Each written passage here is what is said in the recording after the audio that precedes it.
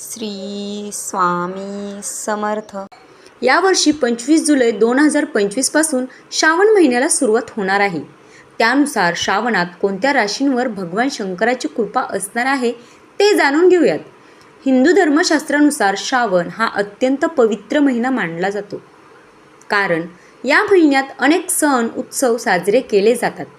तसेच भगवान शंकराची आराधना केली जाते. श्रावण महिना हा भगवान शंकराचा महिना मानला जातो. या दरम्यान प्रत्येक श्रावणी सोमवाराचं विशेष महत्त्व आहे.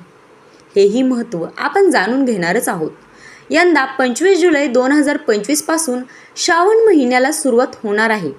त्यानुसार श्रावणात कोणत्या राशींवर भगवान शंकराची कृपा असणार आहे हे जाणून घेणार आहोत. त्यासाठी व्हिडिओ नक्की शेवटपर्यंत बघा.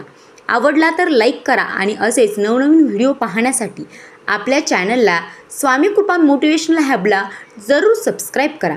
तर मित्रमैत्रिणींनो, त्यातील पहिली रास आहे ती म्हणजे वृषभ रास.